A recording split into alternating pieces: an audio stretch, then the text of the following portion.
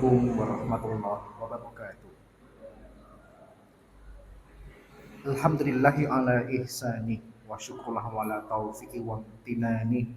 Asyhadu an la ilaha illallah wahdahu la syarika lahu ta'ziman li sya'ni wa asyhadu anna nabiyyana Muhammadan abduhu wa rasuluhu adda ila ridwani. Allahumma shalli wa sallim wa barik alaihi wa ala alihi wa ashabihi wa ikhwani amma ba'd. Allahumma la sahla ila ma ja'altahu sahla wa anta taj'alul hazna idza syi'ta sahla. Allahumma inni a'udzubika min qalbin la yakhsha wa min du'ain la yusma wa min nafsin la tasba wa min ilmin la yanfa. Allahumma inni a'udzubika min haulil arba'. Alhamdulillah, pada kesempatan pagi hari ini Allah Subhanahu wa taala mempertemukan kita kembali, dan kajian kita pada pagi hari ini yang awalnya saya rencanakan kita membahas tentang fikih perlombaan, tapi karena qadarullah saya sedang radang tenggorokan, saya cari tema lain yang lebih ringkas ya. Hari ini kita akan membahas tafsir ringkas Quran surah Al-Mulk. Baik, yang pertama, surat Al-Mulk itu adalah surat yang bisa kita temukan di posisi ke-67 dari 114 surat yang terdapat di dalam Al-Quran. Lebih rincinya terdiri atas 30 ayat, 337 kata, 1316 huruf. Yang sebagian ulama berpendapat konon surat ini adalah wahyu ke-77 yang diterima oleh Nabi dan tergolong makkiyah. Di dalam hadis, surat ini dibahas. Saya mencoba mengumpulkan hadis-hadis yang membicarakan tentang surat ini. Saya ambil 3 diantaranya dalam Sunan At-Tirmidzi dan 1 diantaranya dalam Sunan An-Nasa'i. Riwayat At-Tirmidzi yang pertama, ada sebuah riwayat inna suratan minal Quran salasuna ayat. Di dalam Al-Quran ada sebuah surat yang terdiri atas 30 ayat. Syafaat li rajulin hatta gufirallah. Barang siapa yang membacanya, dia dapat syafaat sampai nanti dia diampuni. Wahia suratu tabarakallati biyadihil mulk. Yang dimaksud adalah surat Tabarakallati biyadihil mulk, yaitu surat Al-Mulk atau sering disebut oleh masyarakat dengan surat Tabarak. Hadis ini meskipun populer, tapi para ulama mengomentari derajatnya. Ada yang mengatakan hasan, ada yang mengatakan derajatnya sahih. Kemudian yang kedua, ada sebuah riwayat yang mengatakan hiyal mani'ah hiyal munjiyah tunjihi min adabil qabri. Surat Tabarak itu adalah pencegah dan dia penyelamat, menyelamatkan seseorang dari adab kubur. Seingat saya untuk riwayat yang kedua ini ada sababul wurudnya. Suatu ketika sekelompok sahabat itu bikin tenda, syukran. Mereka tidak tahu mereka mendirikan tenda di mana karena sudah malam dan sudah letih, asal bikin tenda. Ketika mayoritas di antara mereka sudah tertidur, ada satu sahabat yang membaca surat Tabarak atau surat Al-Mulk dari awal sampai akhir. Dan itu didengar oleh sahabat yang lain. Kemudian ketika waktu pagi tiba, mereka baru sadar. Mereka itu ternyata bikin kemah atau tenda di komplek kuburan. Kemudian mereka mengadu kepada Nabi, ya Rasulullah, kami semalam tuh tidak sengaja bikin tenda atau kemah di atas komplek kuburan. Dan semalam di antara kami itu ada yang membaca surat Al-Mulk dari awal sampai akhir. Maka Nabi kemudian komentar dengan kalimat ini, surat Tabarak atau Al-Mulk itu adalah pencegah dan penyelamat seseorang dari adab kubur. Ini juga populer di kalangan masyarakat, tetapi sayangnya hadisnya derajatnya dhaif. Kemudian hadis yang ketiga, ada riwayat kana la yanamu hatta yaqra alif lam mim tanzil wa tabarakalladzi biyadihil mulk. Nabi itu tidak pernah tidur sampai beliau menyempatkan diri untuk membaca 2 surat. Yang pertama surat As-Sajdah, yang kedua surat Al-Mulk. Ini juga populer di kalangan masyarakat, sampai-sampai ada sebagian masyarakat yang tidak mau tidur kecuali baca surat Al-Mulk dulu. Ini sayangnya dikomentari oleh para ulama, derajatnya pun dhaif. Kemudian hadis terakhir yang saya kutip dalam kitab Sunan An-Nasa'i, bahwasanya Abdullah bin Mas'ud radhiyallahu anhu pernah berkata, "Man qara'a tabarakalladzi biyadil mulk kullalailah mana Allahu biha min adabil qabri." Barang siapa yang setiap malam membaca surat Al-Mulk, maka Allah akan mencegahnya dari siksa kubur. Wa kunna fi ahdi Rasulullah SAW nusamiha al-mani'ah. Dan di zaman Nabi kami menyebut surat ini dengan istilah al-mani'ah, pencegah. Wa innaha fi kitabillah surah man qara'aha biha fi kulli lailah faqad aksara wa atauba. Sesungguhnya surat Al-Mulk itu adalah sebuah surat yang bisa kita temukan di dalam Al-Quran. Barang siapa yang membaca setiap malam, maka telah mendapatkan pahala yang banyak, atau dia sudah melakukan kebaikan. Hadis ini dilihat oleh para ulama hadis derajatnya mauquf. Mauquf itu apa? Hadis yang sahabat menceritakan informasi, tapi mentoknya di sahabat. Sahabat ini tidak menyandarkan itu informasi dari Nabi. Dan untuk hadis ini dihukumi oleh para ulama derajatnya seperti hadis pertama, ada yang mengatakan hasan, ada yang mengatakan sahih. Ringkasnya, Lajnah Daimah, semacam majelis ulama Saudi Arabia, mengatakan keutamaan atau fadilah surat Al-Mulk itu bisa diperoleh seseorang dengan 3 syarat. Jadi kalau Bapak, Ibu, saya ingin dapat keselamatan dari azab kubur, maka harus memenuhi 3 syarat. Yang pertama, membacanya di setiap malam. Yang kedua, mengamalkan hukum-hukum yang terdapat di dalamnya. Dan yang ketiga, mengimani berita-berita yang disampaikan di dalamnya. Jadi rajin dibaca, diamalkan, dan diyakini. Kalau 3 syarat ini dipenuhi, kata para ulama, maka surat Tabarok fadilah atau keutamaannya akan didapat oleh orang yang membacanya. Sehingga kesimpulannya kalau kita bacanya jarang-jarang. Yang kedua, hukum-hukum yang terdapat di dalamnya masih banyak yang belum kita lakukan alias kita tentang, atau bahkan informasi yang terdapat di dalamnya kita tidak imani, maka meskipun sering baca surat ini tidak akan dapat fadilahnya. Karena ketika seseorang membaca Al-Quran itu memang tuntutannya bukan cuma baca, tetapi mengimani dan mengamalkan. Baik, itu kesimpulan beberapa hadis yang populer di kalangan masyarakat yang saya teliti. 3 diantaranya terdapat dalam kitab Sunan At-Tirmidzi dan 1 terdapat dalam kitab Sunan An-Nasa'i terkait dengan surah Al-Mulk atau surah Tabarok. Nah, apa yang ingin Allah informasikan kepada kita dalam surat ini? Mari kita bahas ayat demi ayat. Yang pertama, a'udzubillahi minasyaitonirrajim, bismillahirrahmanirrahim. Kalau Allah Ta'ala, tabarakalladzi biyadihil mulku wa huwa ala kulli syai'in qadir. Maha melimpah keberkahan Allah yang di tangannya ada kerajaan dan dia maha menetapkan atas segala sesuatu. Ada juga yang menerjemahkan maha suci Allah yang di tangannya lah berada kerajaan dan dia maha menetapkan atas segala sesuatu. Yang pertama, kata tabaroka itu dalam bahasa Arab bisa dimaknai dengan 2 makna. Yang pertama, tabaroka itu dari kata baroka. Kalau dalam bahasa kita sederhananya dari kata barokah. Allah lah pemilik keberkahan yang banyak. Berkah itu apa sih? Berkah itu adalah kenikmatan yang sifatnya bertambah. Kalau ada kenikmatan tapi kok tidak bertambah, itu namanya bukan barokah. Paham ya? Dan kita diharapkan oleh Allah Subhanahu wa taala mendapatkan barokah yang tidak akan pernah habis, itu diantaranya ilmu. Karena ilmu tidak akan pernah habis digali, ilmu tidak akan pernah habis dikaji.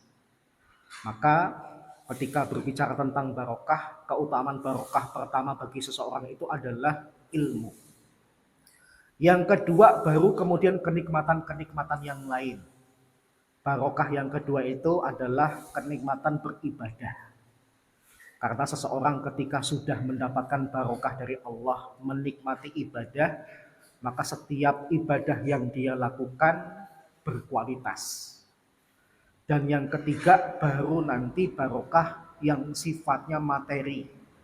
Kita berharap Allah Subhanahu wa taala memberikan kita uang yang banyak, kekuasaan yang cukup, kemudian amanah yang bisa kita laksanakan, itu juga termasuk barokah, tapi bukan pada level yang tertinggi.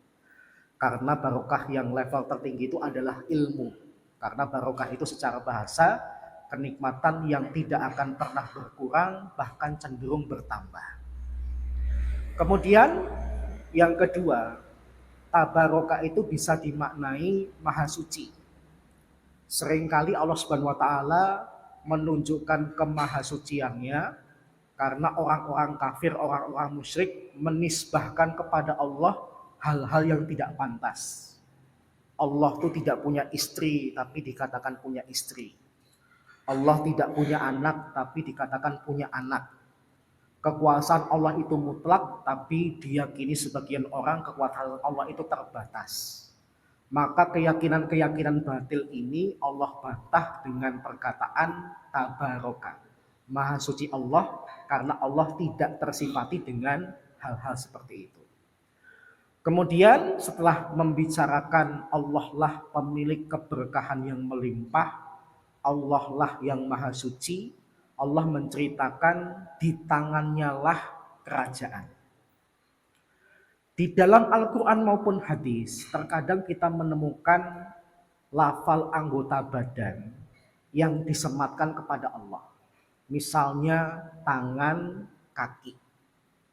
Meskipun ada penisbahan tangan dan kaki kepada Allah, kita tetap berpedoman dengan surat Asy-Syura, laisa kamitslihi syai'.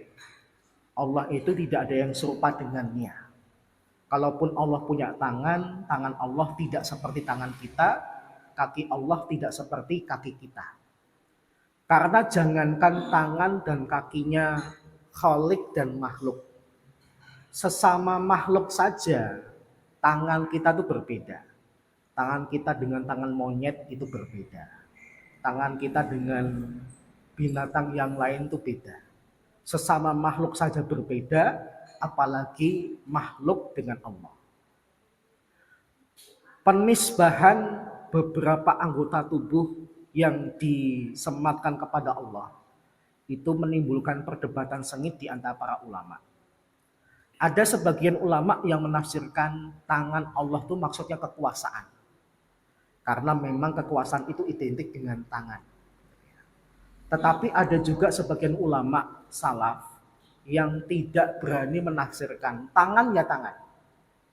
Lafalnya tangan dan kita tahu tangan itu bagaimana, tapi tangan Allah pasti beda dengan manusia.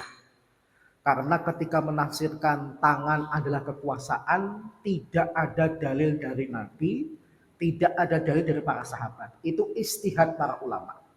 Paham ya? Jadi kalau bapak dan ibu ikut pengajian, kok ustadznya tidak berani menerangkan kata tangan, kaki, wajah, itu karena dia memakai prinsip ulama salaf zaman dulu, main aman. Tapi ada juga yang berani menafsirkan tangan itu maksudnya kekuasaan, kaki maksudnya makna tertentu, wajah Allah makna tertentu. Itu pun juga kita akui karena beberapa ulama beristihad demikian. Dan saya melihat tidak perlu dipertentangkan karena memang perdebatan ini sudah ada dari zaman dulu. Paham ya? Prinsip kita laisa kamitslihi syai'. Allah itu tidak bisa diserupakan dengan sesuatu pun. Kemudian Allah menceritakan di tangannya itu ada kerajaan. Kenapa Allah mensifati dialah pemilik kerajaan di langit dan di bumi? Karena pernah kita bahas, ketika suatu pihak itu berkuasa kok tidak pakai anak buah, dibandingkan satu pihak punya kuasa tapi punya anak buah, lebih terhormat dan berwibawa yang kedua. Ada orang punya perasaan besar, tapi dia sendiri yang menjalankan, dia sendiri jadi karyawannya, itu hebat. Tapi lebih hebat orang yang ketika punya perusahaan besar dan punya karyawan yang banyak. Dia tinggal perintah, dia berikan suruhan kepada anak buahnya dijalankan, itu terlihat lebih berwibawa, lebih hebat. Maka Allah mensifati dirinya dengan pemilik kerajaan karena raja yang punya anak buah itu lebih terlihat berwibawa, lebih hebat dibandingkan raja yang tidak punya anak buah. Kemudian Allah Subhanahu wa taala mempertegas kekuasaannya dengan mengatakan wa huwa ala kulli syai'in qadir. Allah itu maha menetapkan atas segala sesuatu. Maknanya tidak akan terjadi sesuatu pun di atas permukaan bumi ini kecuali atas izin Allah. Sehebat-hebatnya rencana manusia, kalau Allah tidak berkehendak tidak terjadi. Bahkan kebalikannya, meskipun manusia tidak merencanakan, tapi kalau Allah sudah menentukan pasti terjadi. Makanya di antara kalimat yang populer di kalangan salaf itu adalah Masya Allahu kana wa ma lam yasha lam yakun. Apa yang Allah kehendaki pasti terjadi, yang tidak Allah kehendaki tidak akan terjadi. Sehingga penentu segala sesuatu itu adalah Allah. Meskipun manusia punya rencana hebat, tapi kalau Allah belum mentakdirkan, nggak bakalan jadi. Atau kebalikannya, rencana kita sepele atau tidak direncanakan, tapi kalau Allah sudah menentukan takdirnya terjadi, maka terjadi. Ini kekuasaan Allah yang tidak bisa disamakan dengan yang lain. Kemudian Allah Subhanahu wa taala melanjutkan alladzi khalaqal mauta wal hayata liyabluwakum ayyukum ahsanu amala. Dialah Allah yang telah menciptakan kematian dan kehidupan agar Allah menguji kalian siapakah di antara kalian yang terbaik amalnya. Kemudian Allah Subhanahu wa taala menceritakan salah satu kekuasaannya yang lain, yaitu menciptakan mati dan hidup. Kata Ibnu Katsir, dalam Islam mati itu disimbolkan dengan kambing, sedangkan hidup itu disimbolkan dengan kuda. Karena kambing itu kalau tidak berhati-hati ketika digembala, potensi matinya besar. Entah dimakan serigala, jatuh ke jurang, dan sebagainya. Tapi kalau kuda itu binatang yang potensi atau kebertahanan hidupnya tinggi. Dia binatang yang mandiri, dia binatang yang bisa melindungi diri sendiri dan sebagainya. Bahkan di dalam hadis Nabi itu mengatakan nanti di hari kiamat Nabi itu nyembelih kambing. Yang kambing itu sebagai simbol kematian, maknanya setelah ini tidak ada lagi orang yang mati. Karena di akhirat itu semuanya orang hidup. Jadi meskipun ada orang yang tersiksa di neraka dengan siksaan yang berat, dia nanti cuma terluka, tersiksa tapi tidak mati. Sungguh kenikmatan kalau kemudian orang disiksa di neraka mati. Supaya kemudian dia tersiksa, nggak dimatiin, hidup terus. Biar apa? Biar tersisa terus. Dan kebalikannya penduduk surga pun supaya menikmati kenikmatan surga, hidup terus. Aneh kalau kemudian sudah dikasih nikmat, tahu-tahu nikmatnya berhenti gara-gara penduduk surga mati. Maka Nabi itu mengatakan nanti di hari kiamat aku akan menyembelih seekor kambing sebagai simbol sudah tidak ada kematian lagi di akhirat. Kemudian yang kedua, kalau kita perhatikan redaksinya unik. Allah menyebutkan kematian dulu, baru kehidupan. Dibahas oleh para ulama, kenapa? Harusnya kan hidup dulu baru mati. Tapi ini kok redaksinya mati dulu baru hidup. Para ulama menjelaskan karena di dunia ini meskipun orang hidup bakal mati. Jadi yang ditemukan manusia di bumi ini kematian. Tapi kalau di akhirat, meskipun awalnya mereka mati, dibangkitkan dari kubur, hidup terus. Paham ya? Jadi kalau orang hidup di dunia, ujung-ujungnya menemukan kematian, tapi kalau orang hidup di akhirat, pasti hidup terus. Makanya Allah mendahulukan redaksi mati dulu baru hidup. Yang kedua ada yang berpendapat mati dulu baru hidup. Karena memang manusia itu berasal dari yang tidak ada jadi ada. Ketiadaan itu disimbolkan dengan kematian, keberadaan itu disimbolkan dengan kehidupan. Manusia itu dulu nggak ada, sekarang ada. Ketika nggak ada, simbolnya mati. Ketika ada, simbolnya hidup. Makanya mati dulu baru hidup. Atau yang ketiga, ketika kita bicara tentang proses kita nanti dilahirkan oleh ibu kita. Kita itu pakai proses yang awalnya mati-mati dulu. Tertempelnya mani ke dinding rahim. Kemudian membentuk segumpal daging, segumpal darah, yang kemudian ada tulangnya. Ini belum bisa dikatakan hidup, karena Allah belum meniupkan ruh. Baru ditiupkan ruh ketika usia kita dalam janin ibu kita itu sekitar 4 bulan. Sehingga Allah mengatakan mati dulu baru hidup, karena manusia itu ketika dilahirkan pakai proses, dia tidak langsung ada ruhnya, pakai proses dulu terbentuk organnya agak lengkap, baru kemudian ditiupkan ruh, sehingga kemudian ada jantung yang berdetak. Ada tanda-tanda kehidupan. Usia manusia ditiupkan ruh pada usia 4 bulan itu kemudian oleh para ulama fikih dijadikan hukum untuk kasus orang yang keguguran. Kalau kegugurannya kurang dari 4 bulan, berarti belum ada kehidupan. Tidak perlu dimandikan, tidak perlu disolatkan. Cukup dikubur daging yang keluar. Tapi kalau sudah 4 bulan ditiupkan ruh, berarti sudah dikatakan makhluk hidup, tapi kok meninggal keguguran. Maka ketika nanti dikeluarkan dari rahim ibunya, dikiret, maka anggota tubuhnya ini sudah dikatakan sebagai jenazah. Bisa dimandikan, dikafani, disolatkan, dan dikuburkan. Paham ya?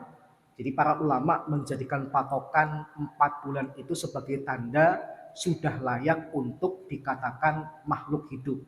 Tapi kalau belum 4 bulan, belum bisa dikatakan makhluk hidup, sehingga ketika akhirnya gagal untuk berkembang dalam perut seorang ibu, ketika dikeluarkan tidak diperlakukan seperti jenazah.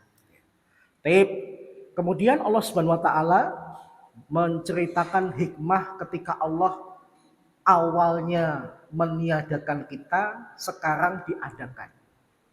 Tujuan kita hidup di dunia ini apa? Agar Allah menguji di antara kita siapakah yang terbaik amalnya. Fudail bin Iyad rahimahullah, salah seorang tabi'in besar, itu mengatakan yang dimaksud dengan ahsanu amala itu 2 macam pemahaman. Yang pertama adalah akhlasukum amalah. Orang yang paling ikhlas amalnya. Dan yang kedua aswabukum amalah. Yang paling sesuai dengan contoh Nabi ketika dia beramal. Makanya sering kita mendapatkan informasi syarat diterimanya ibadah itu 2. Ikhlas dan ittiba. Ikhlas maksudnya tidak kita peruntukkan ibadah ini kecuali hanya untuk Allah semata. Dan ittiba itu kita mencontoh semirip mungkin dengan apa yang dilakukan oleh Nabi, kalau itu sifatnya ibadah mahdhah. Tapi kalau sifatnya bukan ibadah mahdhah, artinya ibadah yang maknanya luas, misalnya bekerja, kita boleh kerja kita tidak terlalu mirip dengan Nabi, tetapi hanya mengambil prinsipnya. Misalnya di zaman Nabi itu nggak ada profesi programmer.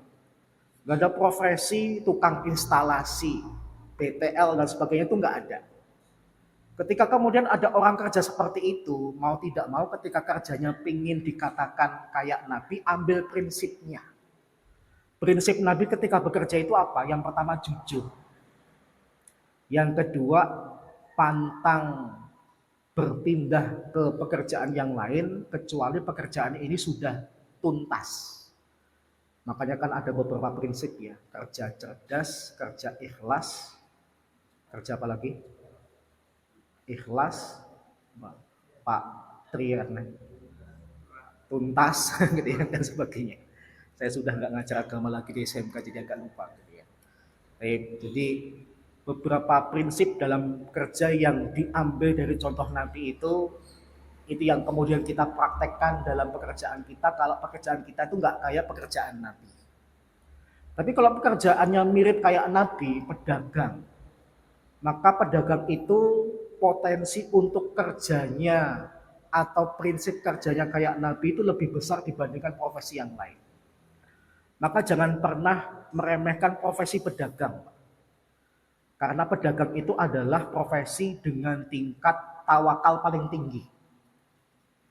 Pegawai itu kerja bagus atau tidak bagus dapat gaji. Ya kan? Pak Jarot itu masih ingat kerjanya biasa atau tidak biasa setiap bulan dapat gaji kayak gini. Tapi kalau kemudian pedagang dia serius aja belum tentu laku dagangannya, apalagi main-main ketika berdagang. Makanya pedagang itu pahalanya paling tinggi di dalam Islam karena nilai tawakalnya paling tinggi. Dia kerja dengan baik saja belum tentu ada orang beli dagangannya, apalagi dia asal-asalan. Beda dengan pegawai yang asal-asalan dapat gaji, serius dapat gaji. Jadi jangan pernah merasa pegawai itu lebih hebat daripada pedagang. Karena pedagang itu para ulama sepakat ini profesi yang paling tinggi di dalam Islam. Makanya Allah mentakdirkan Nabi kita itu pernah jadi pedagang. Karena memang butuh Allah untuk menggerakkan hati orang biar beli barang dagangan kita. Dan itu tidak bisa dirasakan oleh para pegawai. Pegawai itu ketika sepi malah senang. Ya kan? Bapak kerja di sebuah instansi, pengunjungnya dikit malah senang. Ketika ramai malah susah. Karena kerjanya harus buru-buru, ngejar target dan sebagainya. Tapi kalau pedagang lain. Ketika sepi, bingung. Tapi ketika rame, itulah kebahagiaannya. Maka kalau bisa berdagang, berdaganglah. Biar kita punya potensi dapat pahala yang optimal. Bukan cuma dari segi ibadah mahdoh, tapi ada juga ibadah ghairu mahdoh. Yang kita dapat pahala plus karena melakukan profesi yang dulu pernah dilakukan oleh Nabi kita. Dan itu profesi dengan tingkat tawakal tertinggi. Baik. Kemudian Allah Subhanahu wa taala melanjutkan wa huwal azizul ghafur. Allah itu maha perkasa lagi maha mengampuni. Apa korelasi ketika Allah menyebutkan dirinya maha perkasa dan maha pengampun dengan perintah untuk beramal? Para ulama menjelaskan Allah menghubungkan keperkasaannya dan sifat pengampunnya dengan kerja. Itu maksudnya kalau kalian kuperintahkan bekerja tapi tidak mau bekerja atau beramal sesuai dengan perintahku, aku tuh maha perkasa. Aku bisa siksa kalian dengan nerakaku. Tapi kalau kalian melaksanakan perintahku dengan segala kemampuan kalian, kita bekerja itu pasti ada cacatnya, ada kurangnya. Aku ampuni. Bahkan bukan cuma aku ampuni, ku berikan rahmat dan ku masukkan ke dalam surga. Jadi seringkali ada orang-orang yang tidak bisa memahami korelasi al-asma al-husna dengan kalimat sebelumnya. Seakan-akan al-asma al-husna yang terdapat dalam sebuah ayat itu cuma sebagai penegas atau sebagai penghias, tapi sebenarnya ada korelasi ketika Allah menyebutkan sebagian nama atau sifatnya dengan keterangan sebelumnya. Jadi ketika Allah memerintahkan kita beramal, kalau kemudian ternyata tidak dilaksanakan tuh aku maha perkasa, aku bisa menyiksa kalian di nerakaku. Tapi kalau kalian melakukannya tunduk dengan perintahku, aku ini maha pengampun. Ku terima kekurangannya, ku ampuni kesalahannya, bahkan kulimpahkan rahmatku dengan cara memasukkan dia ke dalam surga. Tapi sampai sini dulu ya. Mohon maaf, tenggorokan gatal banget. Sisa waktu kalau ada pertanyaan saya persilahkan.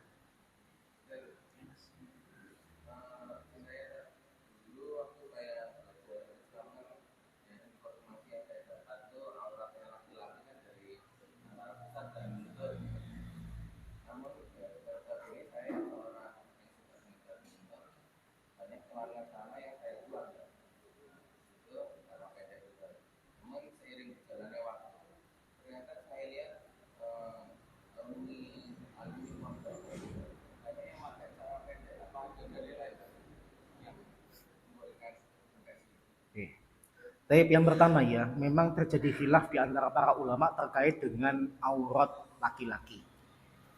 Tetapi meskipun terjadi khilaf, jumhur ulama lebih cenderung kepada pendapat aurat laki-laki itu dari pusarnya sampai lututnya. Berdasarkan riwayat dari Bilal bin Rabah radhiyallahu anhu, dari riwayat Utsman bin Affan radhiyallahu anhu. Jadi meskipun sempat terjadi khilaf, tapi jumhur ulama lebih cenderung kepada pendapat itu, dari pusar sampai ke lutut. Yang kedua, jangan jadikan amal seseorang itu sebagai ilmu. Ambil ilmu seseorang, tapi jangan jadikan amal seseorang sebagai ilmu. Maksudnya gini, belum tentu orang yang berilmu mengamalkan ilmunya. Dia terbawa dengan perasaan, dia nuruti hawa nafsunya itu bisa, meskipun dia berilmu. Karena di antara hal yang menggelincirkan orang berilmu itu apa? Hawa nafsu. Main badminton kok celananya agak panjang, nggak seru. Paling seru tuh kalau kemudian mirip kayak pemain badminton asli, celananya pendek-pendek. Berarti dia nurutin hawa nafsunya. Kalau kita melihat kehidupan misalnya yang saya ketahui ya, pondok pesantren Gontor. Gontor tuh kegiatan olahraga apapun pakai sarung. Badminton pakai sarung, basket pakai sarung, bahkan saya pernah diajak renang pakai sarung. Mereka karena punya teknik, tahu sendiri ya, anak pondok itu kan belum dikatakan anak pondok kalau tidak bisa ngikat sarung yang kuat. Jadi ada tekniknya. Saya tidak tahu karena saya bukan anak pondok. Ketika saya pelatihan ke Gontor itu diajak anak-anak Gontor renang di kali di belakang ponpes. Karena mereka pakai sarung, saya kemudian ikut-ikutan pakai sarung. Tapi anehnya ketika renang sampai finish, sarung mereka masih nempel, sarung saya lepas. Gitu. Jadi kita ambil contoh yang benar saja. Karena belum tentu lulusan pondok pesantren atau bahkan masih di pesantren, kemudian ilmunya itu bisa dipertanggungjawabkan. Misalnya ya, kan ada seorang Gus yang masih muda, yang konon kalau dia kemana-mana dalam majelis-majelis sholawat, para ukhti yang masih muda itu kan teriak-teriak, gitu ya. Kayak nggak ada bedanya antara ukhti dengan gadis ketika melihat K-pop. Ketika melihat Gus, saya sebutkan saja ya lah daripada bingung, Azmi gitu ya. Kan banyak anak-anak pesantren loh pada ketika melihat Gus Azmi itu teriak-teriak. Gak ada bedanya ketika perempuan biasa melihat K-pop gitu ya. Tokoh-tokoh atau bintang-bintang boyband Korea gitu ya. Nah ini kita tidak bisa menjadikan sebagai dalil, oh berarti kalau melihat laki-laki itu boleh untuk berteriak-teriak atau menunjukkan rasa sukanya di saat itu dan sebagainya. Jadi mohon maaf, kegiatan ini tidak bisa kita jadikan dalil karena belum tentu orang berilmu itu mengamalkan ilmunya. Bahkan semalam saya itu dapat 2 video ketika saya otak-atik Instagram. Ada Habib Zaidan, itu kan kadang-kadang juga hobinya selawatan keliling gitu ya. Sama Gus Azmi itu joget. Habib Zaidannya nyanyi dangdut, Gus Azminya yang joget. Dan jogetnya bukan joget Arab. Karena joget Arab yang seperti yang dilakukan oleh Buya Yahya Itu pernah saya ngelihat videonya Buya Yahya itu joget Arab dengan Habib eh, yang di Jawa Timur yang pondok pesantrennya itu sering tawuran dengan pondok pesantren Syiah Habib Taufik. Habib Taufik. Pernah saya melihat video Buya Yahya ini kemudian joget Arab dengan Habib Taufik. Tapi ketika melihat Habib Zaidan dengan Gus Asmi, jogetnya joget dangdut, Mas. Habib Zaidannya nyanyi dangdut, Gus Asminya jogetnya juga bukan joget Arab tapi joget koplo. Kalau ia itu bilang, maka tidak bisa kita jadikan orang-orang seperti itu sebagai dalil.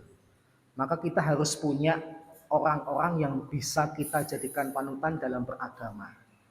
Meskipun kita tetap juga harus punya prinsip nobody's perfect. Nggak ada orang yang sempurna. Misalnya salah seorang guru kami yang di Madinah itu namanya Syekh Soleh Al-Magomisi. Itu jenggotnya tipis. Ketika beliau memberikan tausiah di sebuah channel televisi, itu ditelepon sama seorang penelpon. Syekh, kenapa jenggot Anda kok nggak tebel kayak yang lain? Beliau kemudian mengatakan, Hud anni ilmi wala amali.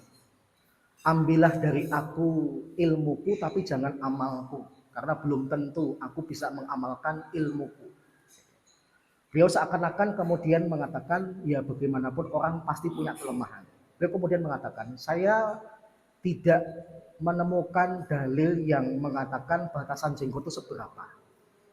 Ada ulama yang katanya jenggot itu batasnya segini, baru kemudian boleh dipotong. Ada yang mengatakan sampai pusar, itu baru kemudian boleh dipotong dan sebagainya. Beliau kemudian mengamati tidak ada dalil yang membatasi batas jenggot itu seberapa. Saya merasa nyaman kalau jenggot saya tidak terlalu tebal seperti ini, maka jangan salahkan saya kalau saya berjenggotnya seperti ini. Bahkan ada salah seorang ulama besar, Hayatul Kibari Ulama, termasuk perkumpulan ulama besar di Saudi Arabia, yang tidak berjenggot dan berkumis sama sekali. Tapi nggak bisa dikritik, nggak ada hormonnya. Mau dikasih gitu ya, pemicu untuk timbul kumis dan jenggot, kalau memang hormonnya nggak respon ya nggak bakalan. Tapi beliau sering dikritik, difitnah, jangan-jangan Anda ini menisi sunnah Rasul, di mana Nabi itu kan memerintahkan ahfus syawarib wa arqul liha. Cukur habis kumis, lebatkan jenggot. Beliau kemudian cerita, saya tidak punya potensi untuk tumbuh kumis dan jenggot. Jangan kalian memfitnah saya mencukur kumis dan jenggot saya. Tumbuh aja enggak, terus yang saya cukur apa? Jadi kadang-kadang orang tuh komentar tapi enggak tabayun dulu. Ada ulama yang jenggotnya terasa kurang tipis, minta ditebelin. Jadi kalau tebel kok ketebelan, kepanjangan. Kayak Ustadz Syafiq Reza Basalamah sampai segini gitu ya. Ada yang mengetik, ada yang mengatakan cuma segini. Ada sebagian orang mengatakan jenggot cuma segini itu kayak Fir'aun. Makanya Fir'aun itu kan simbolnya jenggotnya cuma sampai segenggaman tangan kan. Waliyadzubillah. Karena memang tidak ada dalil batasan jenggot itu sampai seberapa. Nabi cuma mengatakan lebatkanlah. Lebatkanlah. Wallahu a'lam. Jadi kembali lagi pada prinsip ambillah seseorang ilmunya bukan amalnya.